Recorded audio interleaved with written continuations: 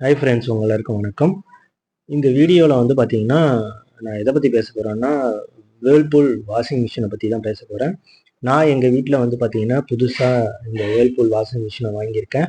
So இதோட model வந்து பார்த்தீங்கன்னா 2024 டு 2026 அந்த மாடலு. ஸோ இது வந்து பார்த்தீங்கன்னா ரொம்பவே நல்லா இருக்குது. நான் யூஸ் பண்ணி பார்த்ததுல இதில் வந்து பார்த்தீங்கன்னா 12 ப்ரோக்ராம்ஸ் இதில் கொடுத்துருக்குறாங்க. ஸோ ஒவ்வொரு ப்ரோக்ராமும் வந்து பார்த்தீங்கன்னா ஒரு ரீசனபிளாக இருக்குது. இது இல்லாமல் நீங்கள் வந்து பார்த்தீங்கன்னா மேனுவலாகவும் நீங்கள் யூஸ் பண்ணிக்கலாம். ஸோ நான் வாங்கின வாஷிங் மிஷின் வந்து பார்த்தீங்கன்னா 7.5 கேஜி. ஸோ இது வந்து எனக்கு இது ரொம்பவே அதிகம் என்னோட ஃபேமிலிக்கு. நான் யூஸ் பண்ணி பார்த்ததுல இது வேர்ல்பூல் கம்பெனி ரொம்பவே எனக்கு நல்லா இருந்தது.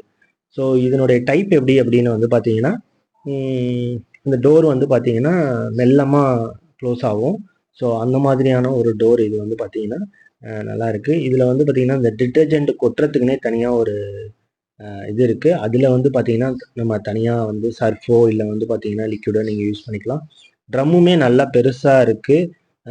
இந்த வேர்ல்பூலில் மட்டுமே இந்த தனியாக வந்து பார்த்தீங்கன்னா இந்த நடுவில் ஒரு சென்டரில் ஒரு நோடு மாதிரி, அதாவது ஒரு கொம்பு மாதிரி வரும் இந்த வேர்ல்பூல் மிஷினில் மட்டும். ஸோ அதனால வந்து பார்த்தீங்கன்னா உங்களோட துணியை நல்லா துவைக்கிறதுக்கு, நல்லா பிடிச்சி சுற்றுறதுக்கு நல்லா வசதியாக இருக்கும் அந்த மாதிரியான இது. ஸோ இந்த வேர்ல்பூல் வந்து நான் யூஸ் பண்ணி பார்த்ததுல எனக்கு ரொம்பவே பிடிச்சிருக்கு. மற்ற பிராண்டை பற்றிலாம் எனக்கு தெரியல. ஸோ இதுக்கு வந்து பார்த்தீங்கன்னா எப்போதும் வாஷிங் மிஷினுக்கு வந்து பார்த்தீங்கன்னா 1 மீட்டர் தான் வந்து பார்த்தீங்கன்னா 1 மீட்டர் தான் வந்து கேபிள், இந்த பைப் ஹோஸ் தருவாங்க, இன்லெட் ஹோஸ் தருவாங்க. பட் நான் வந்து கொஞ்சம் எனக்கு அது என்னுடைய பாத்ரூம்லேருந்து பைப்லேருந்து பத்தலை அப்படிங்கிறதுனால நான் எக்ஸ்ட்ராவாக வந்து பார்த்தீங்கன்னா ஹோஸ் கொஞ்சம் வாங்கிக்கிட்டேன். ஸோ அதனால எனக்கு வந்து பார்த்தீங்கன்னா கொஞ்சம் கன்வீனியண்ட்டாக இருந்தது அதனுடைய இதில் கொடுக்கறதுக்கு. ஸோ இந்த ஓஸ் வந்து பார்த்தீங்கன்னா எப்படி கொடுக்கணும்னு உங்களுக்கு தெரியும். அந்த மாதிரி நீங்கள் கரெக்டாக கொடுத்தீங்கனாலே தண்ணி கீழே உழுவாது. கீழே சொட்டு சொட்டாக ஊற்றுறதெல்லாம் இல்லாமல் உங்களுக்கு ஃபுல் வாட்டருமே வந்து பார்த்தீங்கன்னா யூசேஜ் ஆகும். ஸோ அதுதான் இதில் வந்து ஒரு முக்கியமான விஷயம். ஸோ அந்த துணி நீங்கள் வந்து பார்த்தீங்கன்னா மிஷினுக்குள்ளார போடும் பொழுது ஒரு ஈவனாக சுற்றி அந்த ரவுண்டாக இருக்கிற ட்ரம்மில் சுற்றி ஒரு ஈவனாக போட்டுட்டிங்கன்னா உங்களுக்கு வந்து பார்த்தீங்கன்னா அந்த மிஷின் வந்து ஓடும் பொழுது, சுத்தம் பொழுது அந்த மிஷின் ஆடாமல் அசையாமல் இருக்கும். நான் அது மாதிரி வந்து பார்த்தீங்கன்னா ஒரு பெட்ஷீட்டு, ஒரு பெரிய பெட்ஷீட்டு, ஸோ அதை வந்து ஒரு ஓரமாக போட்டுட்டதும் அந்த மிஷின் வந்து சுற்றும் பொழுது, வாஷ் பண்ணும் பொழுது கடன்னு மிஷின் ஆட ஆரம்பிச்சிருச்சு. ஏன்னா சுத்தம் போது அந்த ஒரு பெட்ஷீட்டு ஒரு பக்கமாக இருக்கிறதுனால, வெயிட் அதிகமாக இருக்கிறதுனால அந்த மிஷின் வந்து பார்த்தீங்கன்னா கடன்னு ஆட ஆரம்பிச்சிடும்.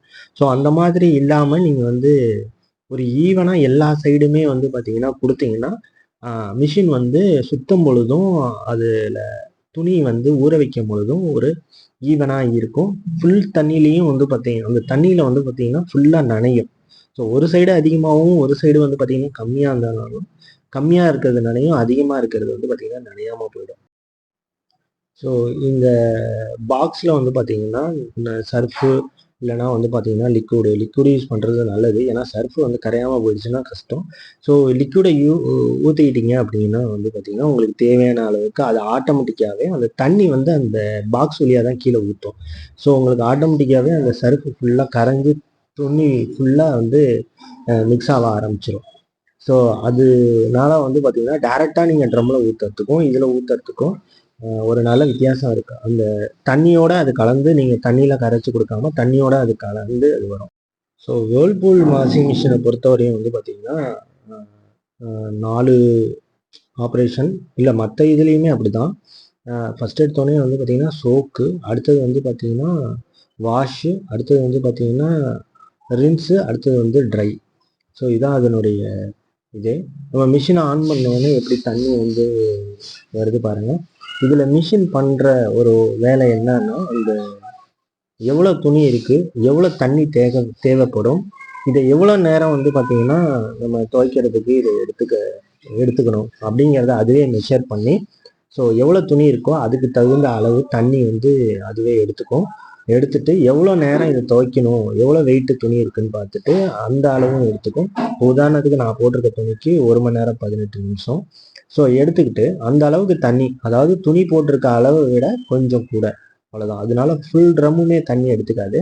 ஸோ தண்ணி மிச்சம் பண்ணுறது இது ஒரு நல்ல ஒரு சென்ஸ் பண்ணி மிச்சம் பண்ணும்.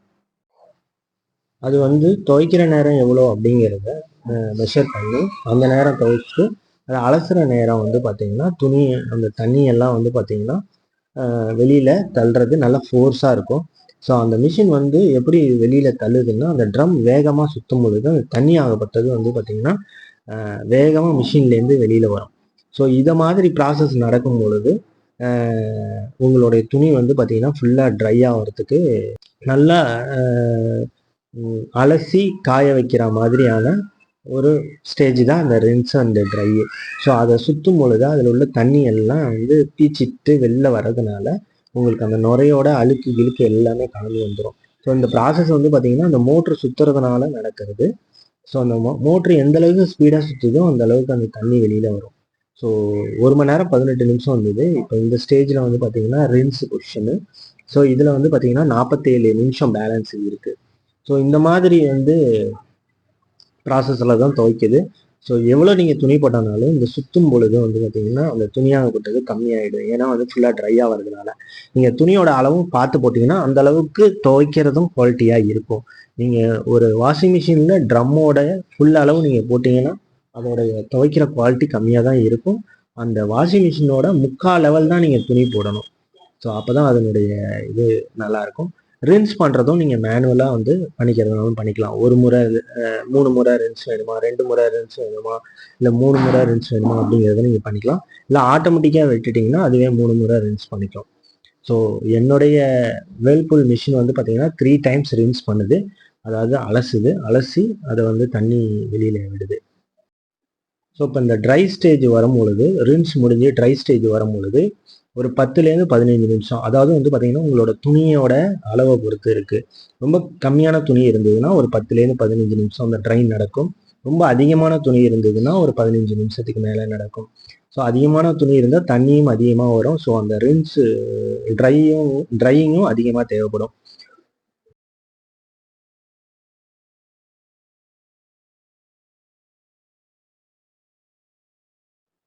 ஸோ இந்த ஸ்டேஜ் வந்து பார்த்தீங்கன்னா ட்ரை பண்ணுற ஸ்டேஜ்.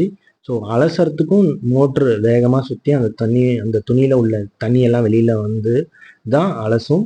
திரும்ப வந்து தண்ணியை ரீஃபில் பண்ணும், திரும்ப அலசும். இதான் அந்த ரின்ஸ் பண்ணுறது. ஸோ அந்த ட்ரை ப்ரொசிஷன் வந்து பார்த்தீங்கன்னா ஃபுல்லாக கம்ப்ளீட்டாக அலசினதுக்கு பிற்பாடு லாஸ்ட்டாக ஒரு 10-15 நிமிஷம் வந்து மோட்ரு கண்டினியூஸாக சுற்றிக்கிட்டே இருக்கும் வேகமாக. ஸோ அந்த ஸ்டேஜில் வந்து பார்த்தீங்கன்னா துணியில் உள்ள ஈரப்பதம் எல்லாமே ஈரப்பதம் இருக்கும், மற்றபடி தண்ணி இல்லாமல் எல்லா தண்ணியும் வெளியில் வந்துடும். ஸோ அந்த மாதிரி ஸ்டேஜ் தான் இது. ஸோ அதோடைய ஃபைனல் ஸ்டேஜில் வந்து பார்த்தீங்கன்னா மோட்ரு சுற்றிட்டு ஃபுல்லாக நின்னதுக்கு பிற்பாடு அந்த மிஷினானது அந்த கம்ப்ளீட் ப்ராசஸாக முடிக்கும்.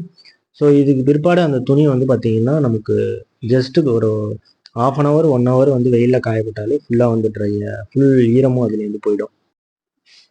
அதாவது 90% வந்து பார்த்தீங்கன்னா அது காஞ்சு வந்துடும். அந்த அந்த ப்ராசஸ் நடக்கும்போது, அந்த ட்ரை ப்ராசஸ் நடக்கும்போது மீதி உள்ள கொஞ்சம் ஈரப்பதத்தை நம்ம காய வச்சாலே ஃபுல்லாக காஞ்சிரும். ஸோ என்னை பொறுத்தவரையும் வந்து பார்த்தீங்கன்னா எனக்கு வேர்ல்பூல் நல்லா இருக்குது. நான் ரொம்பவே நல்லா இருக்குது. அந்த ப்ராசஸ் எல்லாமே நல்லா இருக்குது. அதனுடைய சென்சஸும் நல்லா இருக்குது. ஸோ எந்த அளவுக்கு நீங்கள் துணி போடுறீங்களோ அந்த லெவலுக்கு மட்டும் வாட்டர் எடுத்துக்குது. ஸோ அந்த லெவலுக்கு மட்டும் வந்து பார்த்தீங்கன்னா டைம் எடுத்துக்குது. இதனால water savings, current bill savings, அதனுடைய எனர்ஜி சேவிங்ஸு, நேரமும் கூட மிச்சமாகிறதுக்கு வாய்ப்பு இருக்குது. மற்ற மிஷின் பற்றி எனக்கு தெரியல. எனக்கு வேர்ல்பூல் மிஷின் பற்றி நல்ல ஒரு அபிப்பிராயம் இருக்குது.